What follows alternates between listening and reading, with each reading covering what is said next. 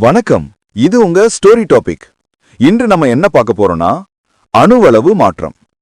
ஒரு சிறிய கதை, ஆனா நம்ம வாழ்க்கையிலயும் நடக்கக்கூடிய விஷயம். சின்ன சின்ன கதைகள், பெரிய பெரிய லைஃப் லெசன்ஸ். உங்களுக்கு தெரியாத ஒரு கதை இன்று உங்ககிட்ட வருது ஸ்டோரி டாபிக்ல. நாம எல்லாரும் நம்ம வாழ்க்கையில ஒரு பெரிய மாற்றம் வரணும்னு பெரிய இலக்குகளை நிர்ணயிக்கிறோம். இனிமே தினமும் 5 மணி நேரம் படிப்பேன், இனிமே உடல் எடையை குறைப்பேன், இனிமே நிறைய பணம் சம்பாதிப்பேன். ஆனா சில வாரங்கள்லயே அந்த ஆர்வம் குறைஞ்சு மீண்டும் அதே இடத்துல வந்து நிக்கிறோம் இல்லையா? ஏன் இப்படி நடக்குது? நாம தான் முயற்சி செய்யறமே, அப்புறம் ஏன் தோற்று போறோம்? அதுக்கு காரணம், நாம இலக்குகளை பற்றி மட்டுமே கவலைப்படுறோம், ஆனா அந்த இலக்குகளை அடைய உதவும் முறைகளை கவனிக்க தவறிடுறோம். இந்த சவாலுக்கு ஒரு தீர்வு சொல்றதுதான் உலக புகழ்பெற்ற எழுத்தாளர் ஜேம்ஸ் கிளியர் எழுதிய அணு அளவு மாற்றம் அப்படிங்கிற இந்த புத்தகம். இந்த ஒரு புத்தகம் பெரிய இலக்குகளை துரத்தாமலேயே தினமும் நீங்க செய்யற ஒரே ஒரு சதவீத சின்ன மாற்றம் 1% பெட்டர் எவ்ரிடே போதுன்னு சொல்லுது. இந்த சின்ன சின்ன பழக்கங்கள் எப்படி உங்க வாழ்க்கைய ஒரு வருடத்தில் 37% சிறப்பா மாத்தும்னு தெரிஞ்சுக்கணுமா? அப்ப வாங்க, உங்க வாழ்க்கை முறைய, சிந்தனைய, ஏன் உங்க எதிர்காலத்தையே மாத்த போற இந்த அட்டாமிக் ஹேபிட்ஸ் புத்தகத்தோட முக்கிய சுருக்கத்தை இந்த வீடியோல பார்க்கலாம். வாழ்க்கை மாறும், ஒரே ஒரு சதவீத மாற்றத்தை எப்படி செய்வது? அணு அளவு மாற்றம், அட்டாமிக் ஹேபிட் சம்மரி இன் தமிழ். இந்த புத்தகத்தை பத்தி பார்க்கலாம். ஏன் இந்த புத்தகம் முக்கியம்? Why this book matters? Chapter 1, சவாலை முன்வைத்தல், த சேலஞ்ச். நாம் எல்லோரும் பெரிய இலக்குகளை நிர்ணயிக்கிறோம், ஆனால் கொஞ்ச நாட்களிலேயே அந்த உற்சாகம் குறைந்து மீண்டும் பழைய நிலைக்கே வந்துவிடுகிறோம் இல்லையா? சாப்டர் 2, ஜேம்ஸ் கிளியரின் கருத்து, த கோர் ஐடியா. நீங்கள் நிர்ணயிக்கும் இலக்குகளை பற்றி கவலைப்படுவதை நிறுத்திவிட்டு நீங்கள் வடிவமைக்கும் முறைகளில் கவனம் செலுத்துங்கள். சாப்டர் 3, அணு அளவு மாற்றம் என்றால் என்ன? What is an atomic habit? அணு என்பது எவ்வளவு சிறியது, அதுபோல தினமும் ஒரு விஷயத்தில் நீங்கள் செய்யும் 1% சிறிய முன்னேற்றம்தான் அணு அளவு மாற்றம், அட்டாமிக் ஹேபிட்.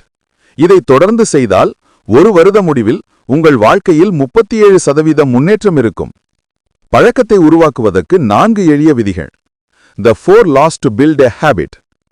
புதிய நல்ல பழக்கங்களை நம் வாழ்வில் கொண்டுவர ஆசிரியர் ஜேம்ஸ் கிளியர் 4 விதிகளை சொல்கிறார். இதை ஒரு படிநிலையாக நீங்கள் சொல்ல வேண்டும். விதி 1, தெளிவாக இரு. தூண்டுதல். கருத்து: ஒரு பழக்கத்தை நாம் மறந்துவிடக்கூடாது என்றால் அதை தெளிவாக திட்டமிட வேண்டும். எப்படி செய்வது? நான் இன்ன நேரத்தில், இன்ன இடத்தில், இன்ன செயலை செய்வேன். உதாரணம், நான் மாலை 5 மணியில் வீட்டின் ஹாலில் 10 பக்கம் புத்தகம் படிப்பேன். முக்கிய குறிப்பு: உங்கள் சூழலை மாற்றுங்கள். நீங்கள் ஒரு பழக்கத்தை செய்ய விரும்பினால் அதற்கான பொருட்களை நீங்கள் பார்க்கும் இடத்தில் வையுங்கள். உதாரணம், உடற்பயிற்சி செய்ய ஷூவை லாசலிலேயே வைக்கவும். விதி 2, கவர்ச்சியாக மாற்று. ஆர்வம். கருத்து: உங்களுக்கு பிடிக்காத ஒரு பழக்கத்தை பிடித்த விஷயத்துடன் சேர்த்து செய்யுங்கள். எப்படி செய்வது? நான் விரும்பிய செயல் செய்த பிறகு நான் விரும்பாத செயலை செய்வேன். உதாரணம், நான் சமூக ஊடகங்களை பார்த்த பிறகு 30 நிமிடம் என்னுடைய புதிய கண்டென்ட்டை எழுதுவேன். விதி 3, சுலபமாக்கு. பதில்: ஒரு பழக்கத்தை தொடங்க அதிக முயற்சி தேவைப்படக்கூடாது. முக்கிய யோசனை: 2 நிமிட விதி, த 2 மினிட் ரூல். நீங்கள் ஆரம்பிக்கும் எந்த புதிய பழக்கமும் 2 நிமிடங்களுக்கு மேல் நீடிக்கக்கூடாது. உதாரணம், தினமும் யோகா செய்ய வேண்டும் என்பதற்கு பதிலாக யோகா மேட்டை விரிப்பது என்று வைத்துக் கொள்ளுங்கள். நீங்கள் மேட்டை விரித்தால் பொதுவாக நீங்கள் செய்ய ஆரம்பித்து விடுவீர்கள். விதி 4, திருப்தியளி. Make it satisfying. வெகுமதி. ஒரு பழக்கம் தொடர வேண்டுமென்றால் அது மகிழ்ச்சியையும் திருப்தியையும் உடனடியாக கொடுக்க வேண்டும். முக்கிய யோசனை: ஒரு நல்ல பழக்கத்தை செய்த உடனே உங்களுக்கே ஒரு சின்ன வெகுமதியை கொடுங்கள். உதாரணம், ஒரு கப் காஃபி, ஒரு நல்ல பாட்டு, கண்ணுக்கு தெரியும்படி முன்னேற்றத்தை பதிவு செய்யுங்கள். Habit tracking. கெட்ட பழக்கத்தை நிறுத்துவதற்கு 4 எளிய விதிகள். மேலே சொன்ன 4 விதிகளுக்கு நேர்மாறாக செயல்பட்டால் கெட்ட பழக்கங்களை நிறுத்திவிடலாம். தெளிவற்றதாக மாற்று. அந்த பழக்கத்தை தூண்டும் விஷயங்களை உங்கள் கண்ணுக்கு தெரியாமல் வையுங்கள். உதாரணம், ஸ்வீட்ஸை ஒரு பெட்டிக்குள் வைத்து கண்ணுக்கு தெரியாத இடத்தில் வையுங்கள். கவர்ச்சியற்றதாக மாற்று. அந்த பழக்கத்தை செய்வதால் ஏற்படும் நீண்டகால தீமைகளை பற்றி யோசியுங்கள். கடினமாக்கு. அந்த பழக்கத்தை செய்வதற்கு அதிக முயற்சி தேவைப்படும்படி மாற்றுங்கள்.